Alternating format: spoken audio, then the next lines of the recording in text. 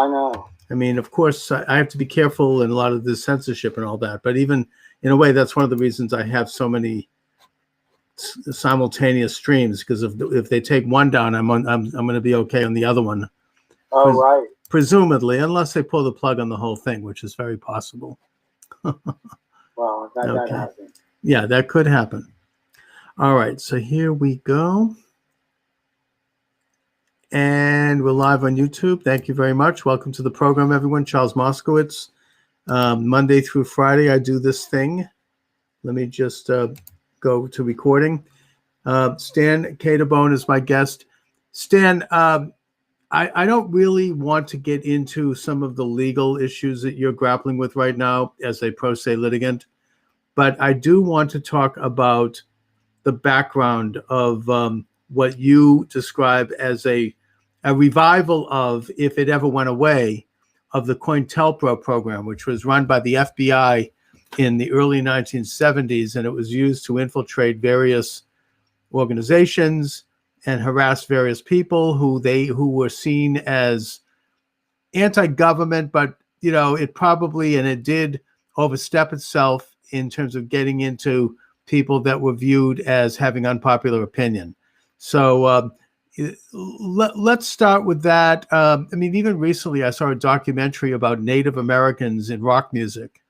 Very interesting. And Buffy St. Marie, who was a Native American folk singer in the 1960s and 70s, had, got through Freedom of Information Act, got information which showed that she had been stymied by efforts of the FBI and other organizations to keep her from being too in the public eye. It's kind of like the old-fashioned version of what we're dealing now with, which is shadow banning. I mean, I've been told even that my station on YouTube is shadow banned, in that a couple of people who had subscribed to the station contacted me and said that they had been unsubscribed when they didn't do the unsubscribing. Somehow it just was dropped, and they were wondering why they weren't getting the videos. So, I mean, the growth of my station on YouTube is extremely slow. And I think that I've been told that if this was not shadow banned, my station would be huge.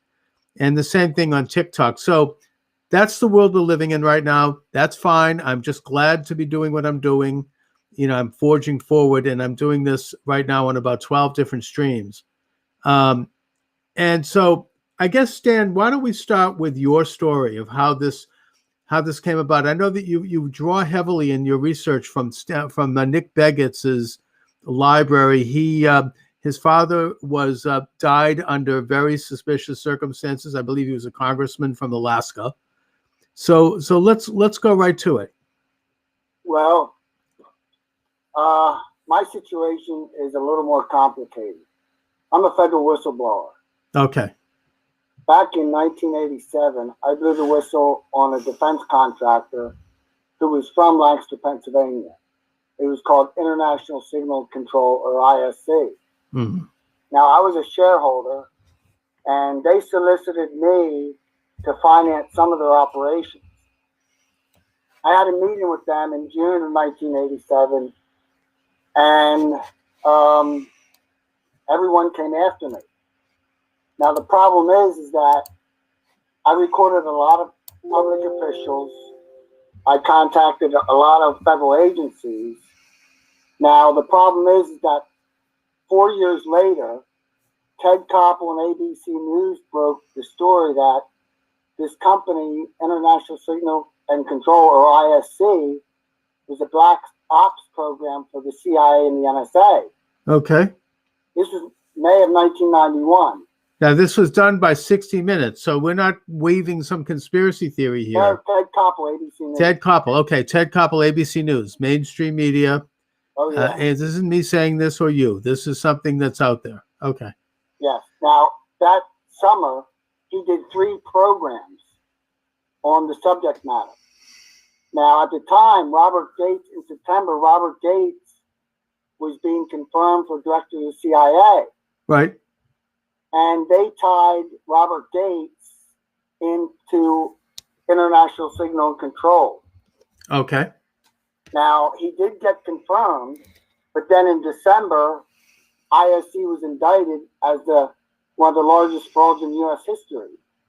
And essentially what they did was they did a merger in December of 87, right after I blew the whistle, with a company called Ferrani International from England, one of their larger defense contractors. But they found out that ISC was making the cluster bombs for Saddam Hussein. Oh, okay. They had patents. And they used a middleman, Carlos Caterbone from Chile. Okay. Defense contractor. So he got busted. They got indicted. And in September of 87, they arrested me on 4 or 5 felonies and 4 misdemeanors for stealing my own files out of my own office, at a financial firm, fairly large firm. We were in 5 or 6 different states. I built it. Took me about a year and a half to build it. So anyway, in March, they dismissed all the charges, the Lancaster County District Attorney's Office. But what happened is, on the board of directors was Bobby Ray Inman. Oh, okay. He was former director of the NSA. He was director of Naval Intelligence. And he was the go-to guy for the contracts. So it was a huge scandal. So everybody went after me, the feds, local, state, and federal. But my father was Navy. And he was a victim of MK Ultra. Okay.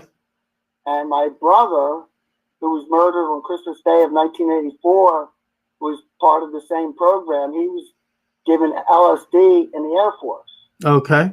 So my situation was triangulated by me blowing the whistle and then people trying to cover up my father and my brother being part of the mind control. So essentially in 2005, I went into litigation, representing myself pro se, and then he hit me with electromagnetic weapons.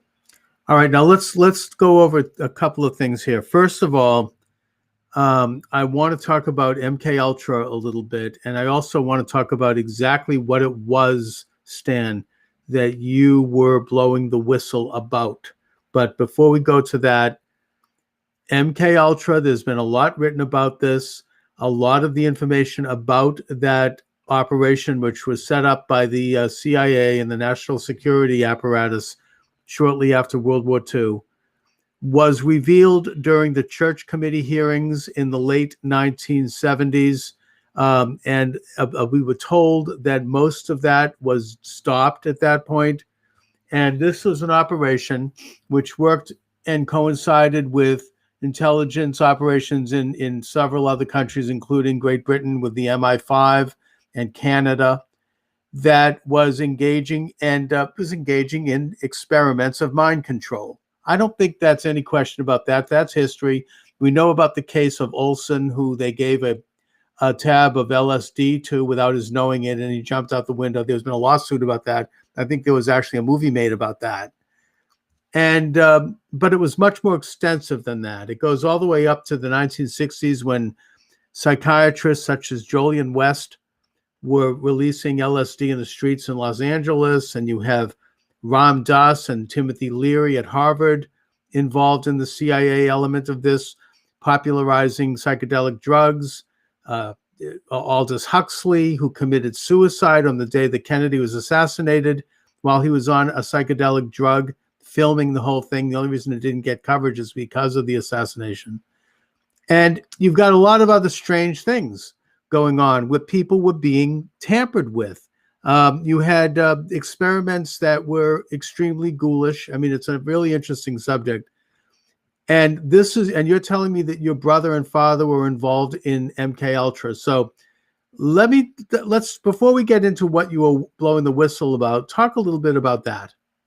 Well, my father was part of the, I guess he could have been chipped. He suffered from synthetic telepathy. And what they did was they threw him in psychiatric institutions and gave him electroshock therapy and brainwashed him. Now, my father owned a dry cleaning plant. Him and my mother, we had 6 children. I had 5 brothers. Mm-hmm. And at the time, I have passports of his where he was traveling over in the Middle East. Mm-hmm. Now, there's a gentleman called Dr. Richard Greer who's into ET, researches ET. Okay. So I got a hold of Dr. Greer, and his personal assistant wrote to me. I gave her my father's documents. My father documented everything. He has audio tapes, photos, documents. Anyway, they said he was a covert courier. And what they would do is they'd hypnotize these guys, send them overseas, and they'd deliver messages to other spies. Now, if they got caught, they were hypnotized, so they could never be affiliated with anyone, really. Now, my father should have been traveling over the Middle East, and I have his 2 passports in safety deposit boxes. He was in Hong Kong, Lisbon, all over there. And we were told that he had a mental break, and he was suffering from a psychotic break, and he was chasing religious artifacts. That's what we were told as children. I was like 5 or 6 years old. Okay. But the truth be known, he was part of MK Ultra. Right, now, and that he was. Oh, go ahead. He was given LSD in the Air Force. He told me that before he died. He was murdered in Santa Barbara on Christmas Day of 1984. Mm-hmm. It was a phony suicide. He was suicided, in other words. Yeah. So they probably smothered him with a pillow. Okay. What happened was my friend who was at my house partying that night is a mortician. He's one of the biggest funeral directors here in Lancaster County. So I called him up to bring the body back. And when the body came back, he called me up right away. There were no literature marks on his neck, not one mark on his neck. So he couldn't have died by hanging. So, what the investigation said. So he, like your father, maybe he had either served his purpose or he was about to blow the lid on the whole thing. And well, he was making rumpus. He was under conservatorship, just like Britney Spears is out there. Yes. Mm-hmm. And they were holding half of his Social Security. He was only getting maybe 150, 175 a month. But he was living on the streets of Santa Barbara or in transition houses most of the times. So he got a public defender, found out that they were withholding half of his Social Security, and he was calling us up, family, asking us for money, and we were being told he was squandering his money. Uh-huh. Now, he was thrown out of Lancaster County, made to leave in 1976. Why did they have it in for him? I mean, were they afraid that he was going to blow the whistle on the program, or what? I don't know. Who knows? I have his documentation. I flew out. I was certified by the NFL as a contract advisor the following March of '85, and I've been going into Santa Barbara County Courthouse and talking to the county people ever since. And the documents I have from public defenders is he was raising some hell about the guardianship, about the money they were holding, and he wanted to go to college again. He was going to Millersville University before he enlisted because of the draft. So he got his dishonorable discharge. Years ago, I interviewed the late Jim Keith. I don't know if you know who he is, the author of Black Helicopters Over America and a couple of other really interesting books. He actually died under mysterious circumstances. Let's just put it that way. I mean, in a hospital, but he was not in poor health, and there were things that happened. And he wrote extensively in a very well documented way about MK Ultra and the development of mind controlled people who would have basically they could be manipulated in such a way that they would carry out various things, including assassinations. He links it to the assassination of Robert Kennedy. I mean, that's a big subject. Yeah. We can't even go to that. For Sirhan. Yeah, well, Sirhan has said this on many interviews that he had no idea what he was doing at the time, and that there were all these weird things going on before that with this woman in the red dress, and there was all these triggers and dress, yeah, I mean, there was all these weird, this stuff. I mean, it's kind of such a creepy subject. I kind of shudder to even. Years ago, Robert Kennedy Jr. came out and said half the Kennedy family don't believe that he was the actual killer. Oh yeah, well, JFK Jr. has been a real whistleblower and a real truth teller on all this stuff.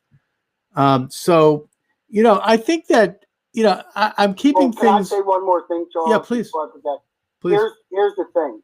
My brother Sammy died Christmas Day in 1984 in Santa Barbara, California. My youngest brother died in Kill Devil Hills, North Carolina in 1996 from a suspicious suicide. And my father was murdered up in New York City, where he was living for a year and a half, in 2001. So I've got 3 family members. I stay put. I don't leave Lancaster County. Yeah, all of these suspicious suicides, gives you the creeps. I think it's safe to say, Stan, that while you're sitting here talking to me right now, that you're of sound mind and body, you're not suicidal, and God forbid something happens, it's not suicide. No, they go for the mental health right away. They went after that for me in 1987. I was producing the first digital movie with Tony Bon Jovi in Power Station Studios in New York in 1987. Oh, okay. Now Tony's one of the leading recording studios in the world back then. Yeah. And me and Tony were working on the movie. We had transcripts. We had everything going. We had a film producer from Hollywood, California. Well, I have documentation of that. And I had an airplane at the time. I was so busy. I had a twin turboprop, Navajo Chieftain. Well, they repossessed my plane with all my files in it because I had an office in Stone Harbor. And, it just gets deep state as far as what they did. So what they did was they said that I was making things up about the movie, 302'd me, threw me in psych wards. It never lasts. I get out in 6 hours or a couple of days or whatever. But still, it went on the record. And that's still with me today. They still use it today. Well, I've been institutionalized probably 8 times for no reason, just because they can. Because now you can't get a firearm, you can't do certain functions. This is the tool of the deep state. Always has been. I'm not against psychology and psychotherapy. That's fine. But there is an aspect to it, especially when you get into the medical side with the psychiatry, where it is basically the science of mind control, science of public manipulation. Yeah, and they study on a mass level how to manipulate the masses. And I think that they use it as a tool against the enemies. You say the deep state. Well, didn't they spend a whole 4 years trying to have President Trump removed from office under the guise that of Article 24 of the Constitution, which was that he was not mentally fit? This is what they do to people who disagree with the deep state. They basically say, don't listen to this person. They're mentally ill. They're not competent. And that's expected. Even now they're starting up. You have this congresswoman.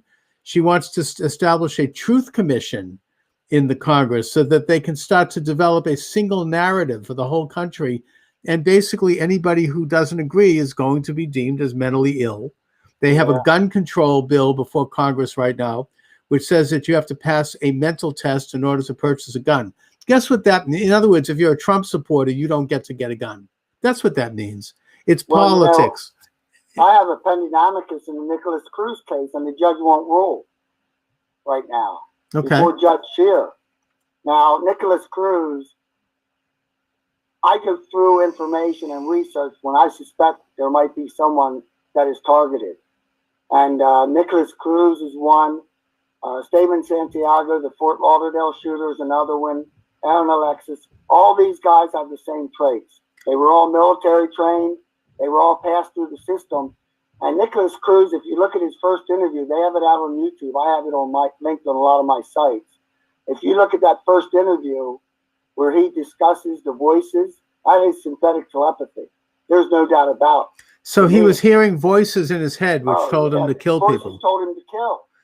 And, the same thing was, as I said, we talked about Sirhan. The same, when you have situations like this, where there is somebody committing a mass murder for no reason that's obvious, and it's, it's something that obviously has an element of premeditation, you would think that our government, but certainly our establishment, would look upon it as they would look upon any crime. They would do some investigation and some research.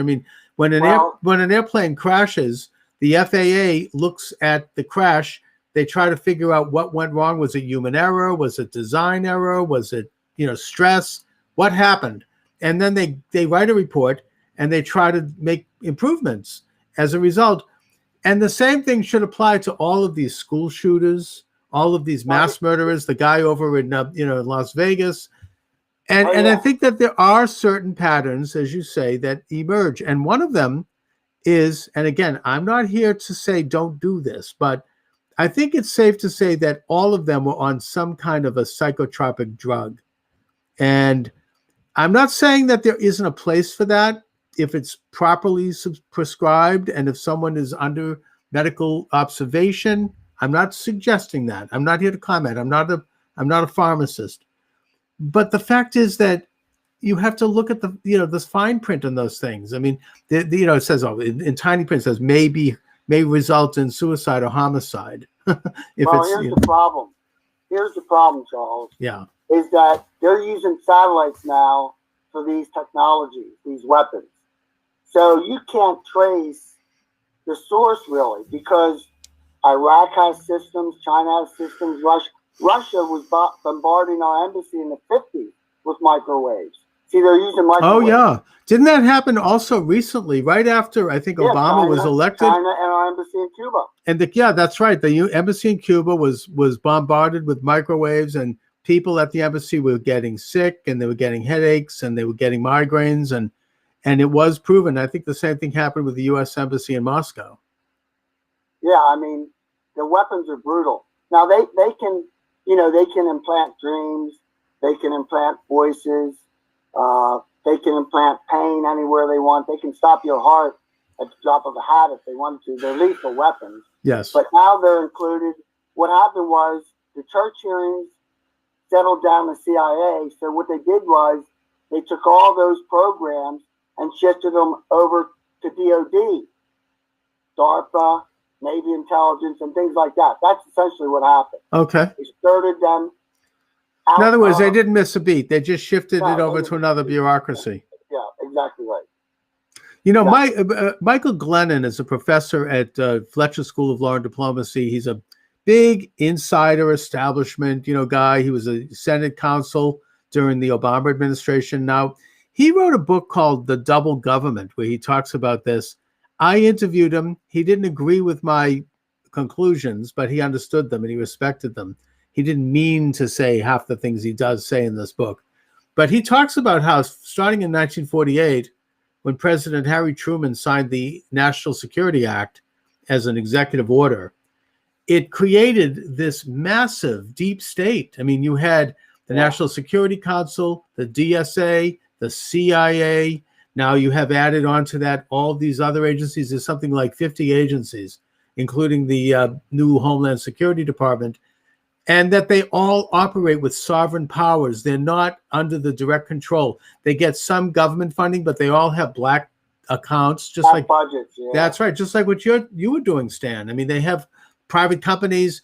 They're intersected with international intelligence organizations like the MI5 and the Mossad and all these other groups, and they're not particularly loyal to the United States. It's more this kind of international, kind of nebulous, informal global order. I'm sorry to have to say that. Now they call it the reset. That's why I keep saying we need a renewed church hearings in Congress. And this is why they despise Donald Trump, by the way. Well, there's a conflict of interest because a lot of those people know that these programs go on, but you know what I mean? They're going up against their own. It's a tough.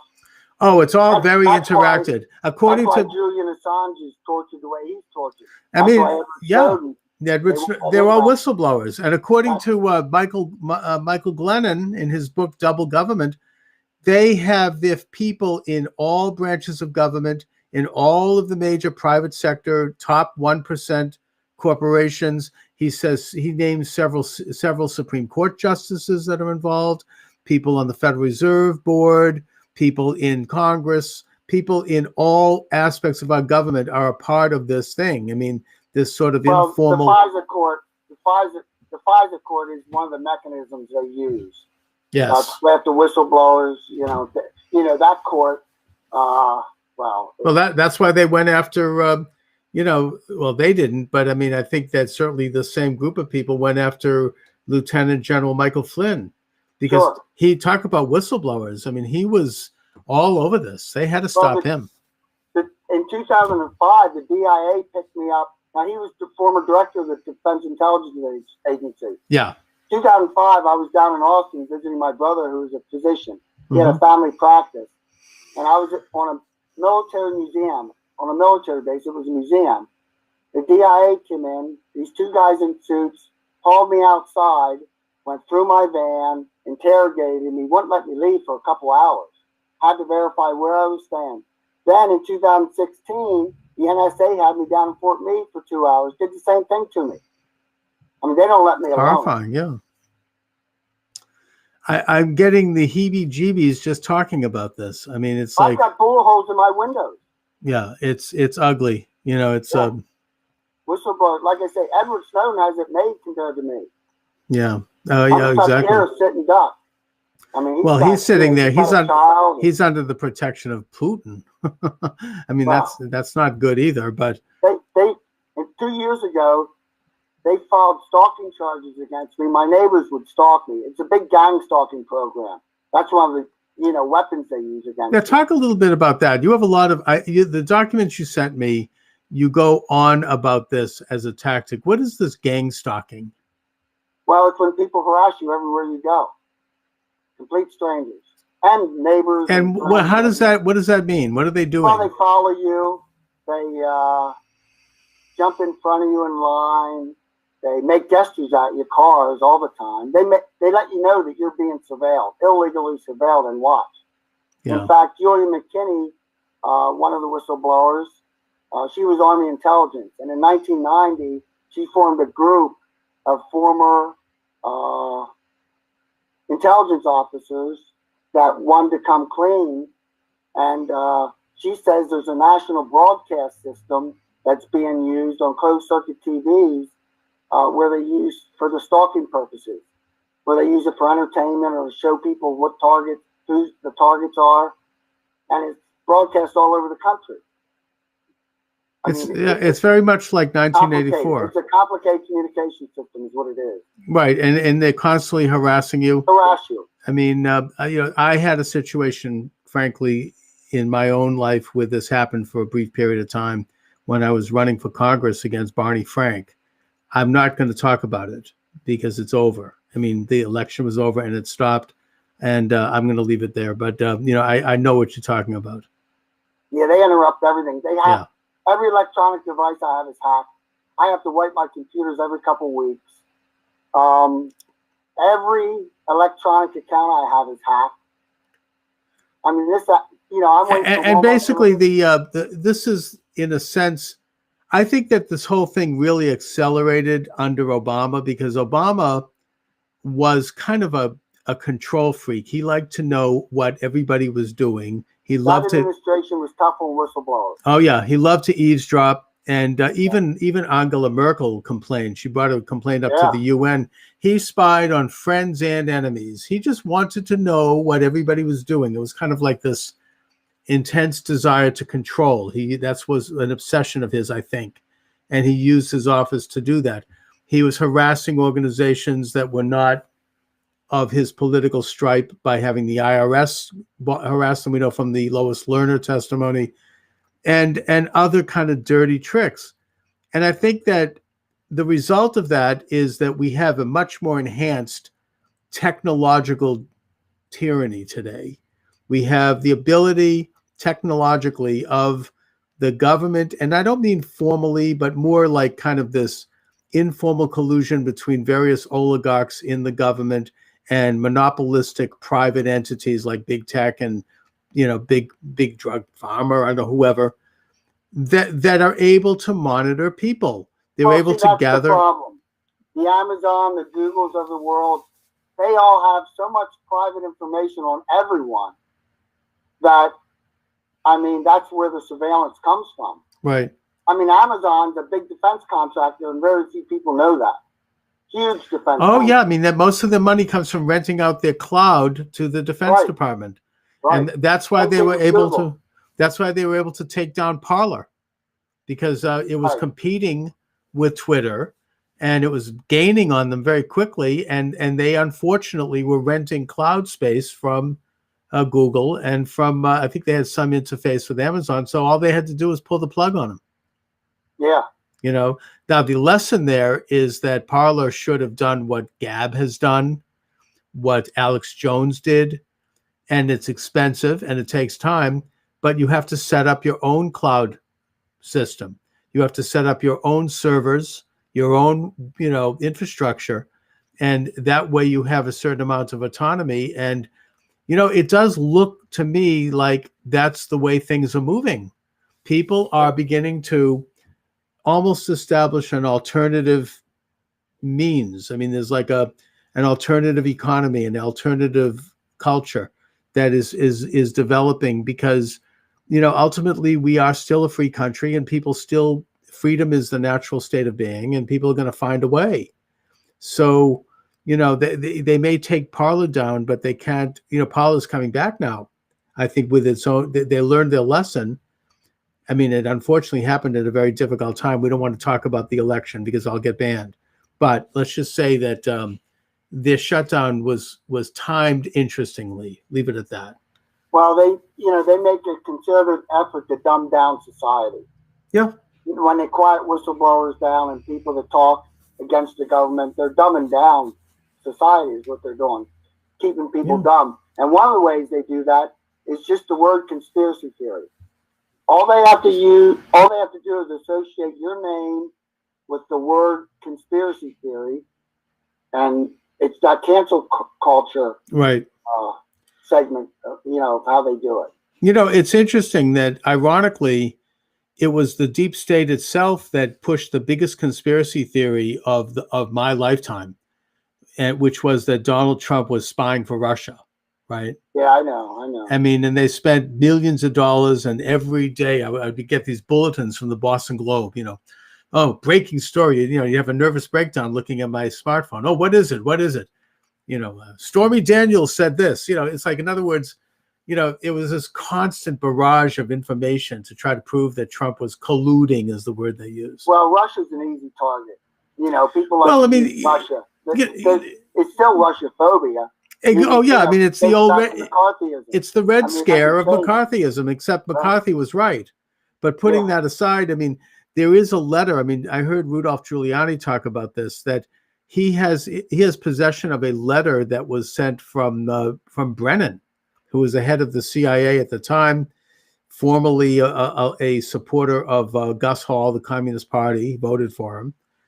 And he actually sent a letter to Hillary Clinton saying that to get the attention off of the email scandal, where she was basically using her office to travel around the world and shake down world leaders for money, putting into the slush fund, the Clinton Foundation.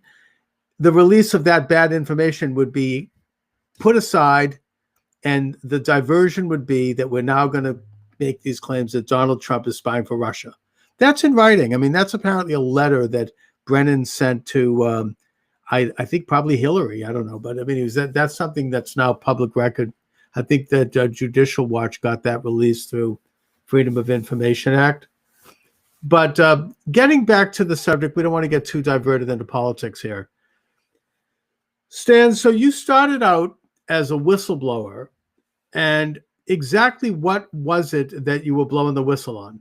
Well, International Signal Control had a company that was an 8A set-aside company. It was a minority-owned firm.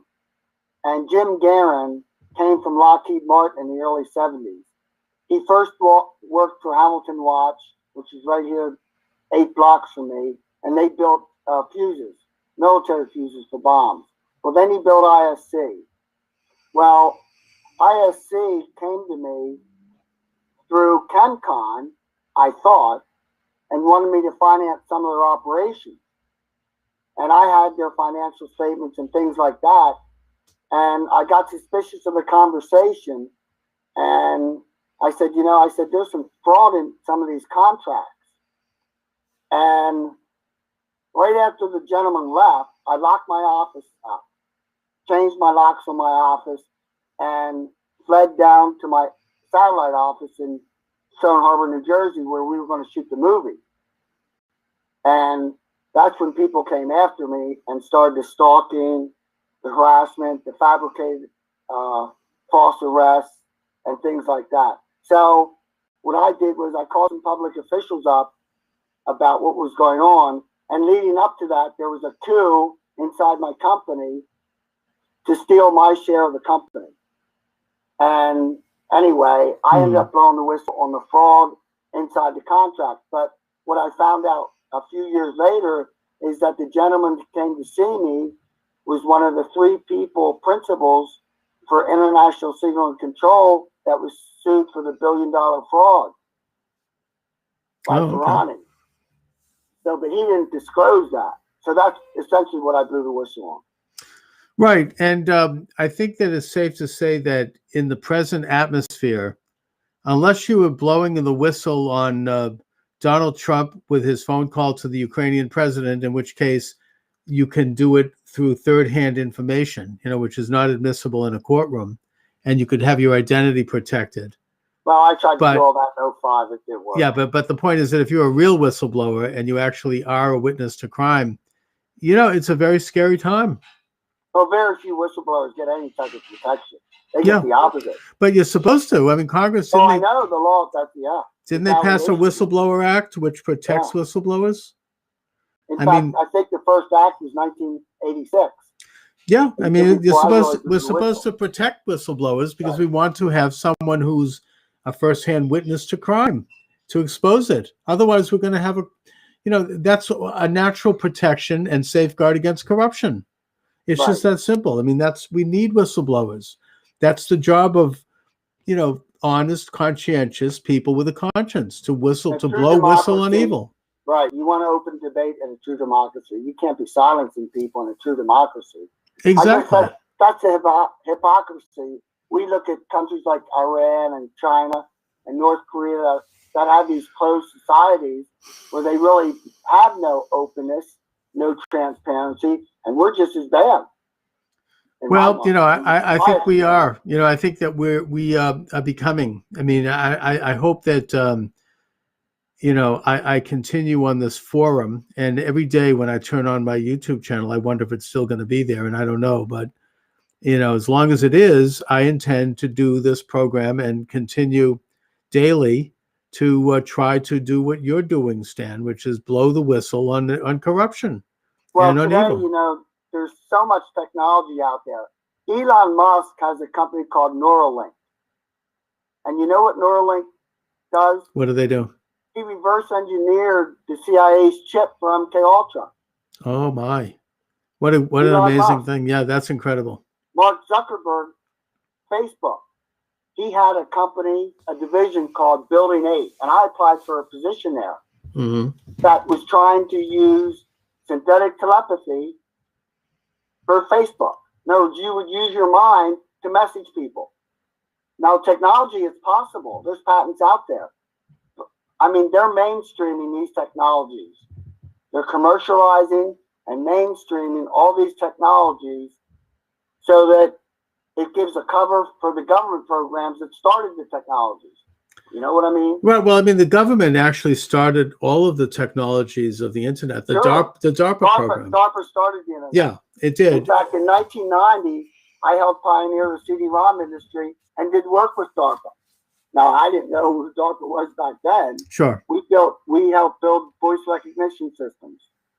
I did the CD-ROM manufacturing for the speech rapport that went out to all the scientists. I was exclusive. It's brilliant science. It's extraordinary. Look, I'm doing this program. I'm some schlub sitting in a room in an apartment here, and I'm able to do live stream this program with you. And I don't know where you are. You're in Pennsylvania. I'm in Boston. Thank you, sir. Okay. I'm in Pennsylvania. There you go. And I'm in Boston, and we're able to be heard live on, I think it's about a dozen streams, and then it archives and it goes into iHeartRadio and all these other venues. It's fantastic. So I admire the technology. The problem is, how do you kind of develop a certain level of proprietorship? I mean, it gets into the very basic principle that freedom is founded on and that America, we think, is founded on, which is private ownership, private property. Now, here's one of the problems. Yeah. Computer hackers. There are these young kids that are 16, 18 years old. I bet you they can hack into some government agencies. I mean, that's the problem. Everything computerized is hackable. Well, it is, but there is still growing technology that can prevent that. And I'll give the example. The state of Israel, in the last war they had with Hamas, there was over 1 million attempts to hack into their computer systems, all of which failed because they have built such an ironclad system of protection that they were able to fend that off. They're very good at that. They're very advanced in the area of like, computer science and data science and all the Sure. great sciences. Oh, yeah. So I only mention that because it can be done. We can, in other words, there has to be a means by which we can own what we're doing online. Now, I know that we don't own Facebook. I get that. It's a private company and they can do whatever they want. I know they're using data to sell commercials, and that's how they make their money. That's their business model. If you look at it, like when I order a book from Amazon, all of a sudden I'm getting ads for books that are similar to that book. I get that. That's how ad agencies used to work before the internet. They do survey and they gather information. That's fine. But at the same time, there has to be a means by which we can maintain a certain level of ownership over our intellectual property, even if we are borrowing space from them. Charles, I haven't owned my own mind since 2005. I mean, these satellites literally steal your mind. How's that work? What do you mean, how does it work? I mean, you seem to me to be in possession of your own mind. Edward Snowden disclosed the NSA program where they can use satellites to read every thought in your mind, in your head. Now, is this to do with this 3D thing that I'm hearing about? This technology, this has to do with remote neural monitoring. Okay. That's how they do it. And what they can do is they can read your mind. They can't necessarily. And can they implant things into your mind? You know what? I have lectures by people in DARPA that disclose how they can download a training session that might take you 2 months, and they can download it in your mind in a matter of seconds. How can we stop it? I don't know. I mean, is there something? I mean, I know this sounds kind of hokey. I know, but it's real. I know. No, I'm not this. I'm saying, but I've seen ads for these hats that that's what they're using. Well, they're made out of like silver and supposed to protect your mind, your head. Oh no. That's garbage. Okay. Faraday hats, Faraday cages. They don't mess. You can't mess with that. You can't. So then, short of some kind of hokey means to protect ourselves and to protect our brains and our minds, what can we do? How can we know this is happening? Church hearings is the only way. The what? Church hearings is the only way to start to address it. Yeah, but that's not going to happen now. Well, they're incomplete. The Congress has been. I mean, it's unless the next election we can get back the Congress. I don't know, but do you understand what telepathy is? Please describe it. I mean, I kind of do, telepathy, but yeah. Telepathy is like there's a mobile phone implanted in your brain that won't turn off.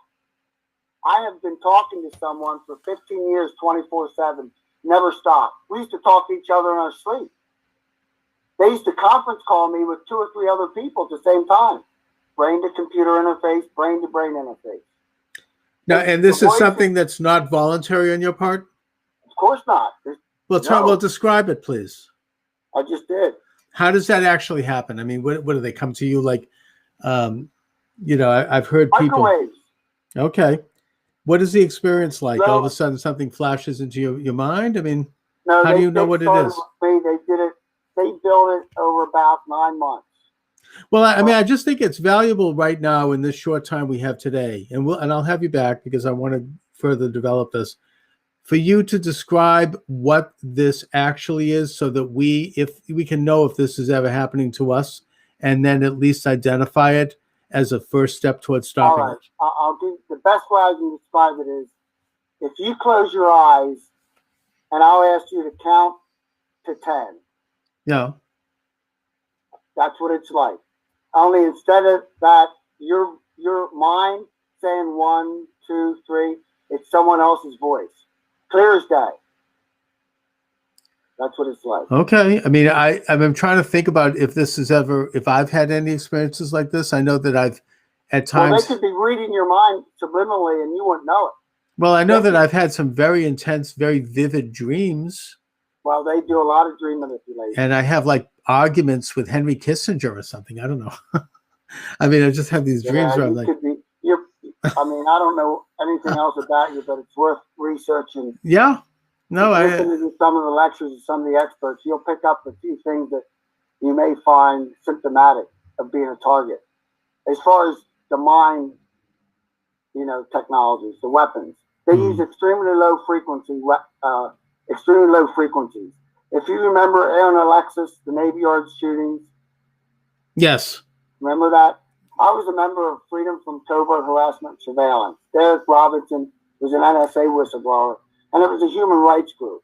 We were trying to get help in stopping these technologies. Well, Aaron sent Derek a suicide letter right before the killings down at the Navy Yard. Now, Aaron suffered from synthetic telepathy, and he thought the source of the weapons was the Navy Yard. But on his shotgun or rifle, he etched in ELF, extremely low frequencies, and that's what they use. As far as the technologies, the microwaves use those frequencies to put voices in your head. They cause pain all over my body at will. I mean, they do all sorts of things. Oh my God. Well, listen, Stan, I hope that you're going to weave this into a book and make it available. Oh, they won't let me do anything. You know what they did? They charged me with stalking my neighbors when they charged me, and they put me on probation for 15 years. Oh my God. Well, yeah. Listen, Stan, let's stay in touch. Yes. This interview will be up on YouTube, live. I mean, it archives there immediately. And as I've told you, it goes on at least a dozen other sites. It's on Rumble and on Minds and on, all of the audio sites that I have. And, I hope that we can begin to shine a light on some of this stuff. And I hope that you come back from time to time and we can continue the conversation. Yes, definitely. Just let me know, Charles. I appreciate it. Now, Stan, is there any particular website you'd like to give out or information about yourself that you want people to know? They shut down my websites. I have a Twitter page up where I post things, and I have a document that has like 98 videos, I think 20 audio recordings from 87 on. That more or less is all the evidence I use. Can people hear that? Where is that available? You can access. It's up on. I have it up on a Google Cloud, but you can access it on the top page of my Twitter account. It's and you sent it to me through LinkedIn, so people can subscribe to you on LinkedIn, and you'll send it to them if they ask for it. Yes. All right, Stan Caterbone, I want to thank you for joining me today. Great pleasure. Great. Be well. Be careful. God bless. You too. Take care of yourself. All right. Bye. All right. Bye-bye. Thank you.